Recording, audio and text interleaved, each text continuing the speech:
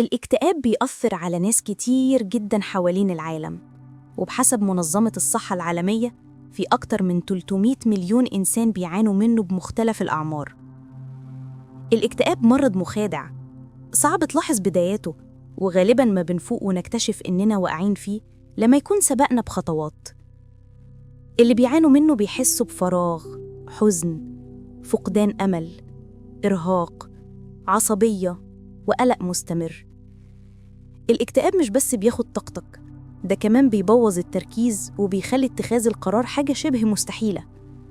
والمشكلة إنك ساعات تتصرف بطريقة تزود الوضع سوء من غير ما تاخد بالك، وده اللي هنتكلم عنه النهاردة. 10 حاجات الاكتئاب بيخليك تعملهم. 1. الانعزال عن الناس.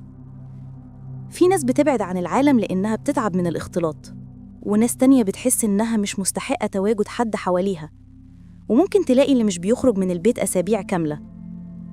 2. اللامبالاة وقلة الترتيب. لما تبقى مرهق طول الوقت، تنظيف أو ترتيب الأوضة بيبقى عبء كبير.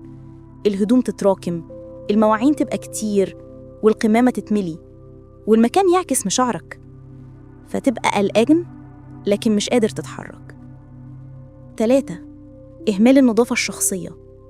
الاكتئاب بيشفط الطاقة، مجرد إنك تقوم من السرير تحدي، فما بالك تستحمى أو تغسل سنانك أو تهتم بنفسك.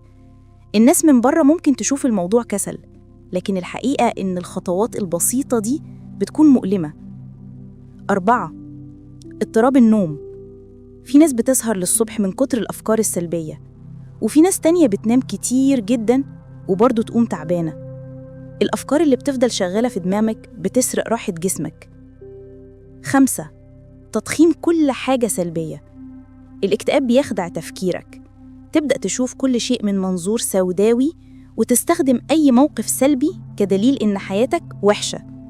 ده بيخليك مش شايف ولا نقطة نور. 6. لخبطة الأكل. ياكل كتير جدا عشان يملى الفراغ اللي جواه، أو ما بياكلش خالص وبيبقى نفسه مقفولة.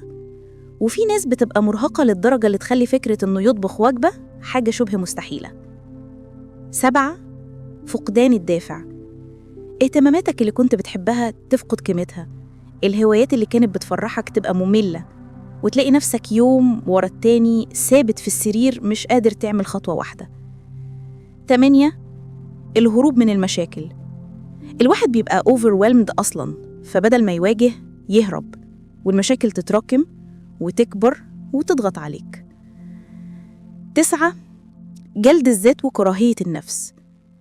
لما الاكتئاب يسيطر على تفكيرك، بتبدأ تكلم نفسك بطريقة قاسية، تحس إنك مش كفاية، قيمتك قليلة، أو إن كل اللي بيحصل لك ده ذنبك، وده بيكسر تقديرك لذاتك خطوة ورا خطوة. 10. العيش في خوف مستمر. الخوف من المستقبل، الخوف من الفشل، الخوف من أي تغير. وفي ناس بتبوظ أي حاجة حلوة بتحصل لهم لأنها مش مصدقة إنها تستحقها. وفي ناس بتوقف أحلامهم لأنهم مقتنعين إن الحاجة دي أكيد مش هتكمل. الاكتئاب بيأثر علينا بطرق مختلفة، وال10 نقاط دي من أكتر السلوكيات اللي بنشوفها. قولي بقى، هل لقيت نفسك في أي نقطة منهم؟ ولو عندك سلوكيات تانية لاحظتها في نفسك أو عند حد قريب منك، شاركنا في التعليقات.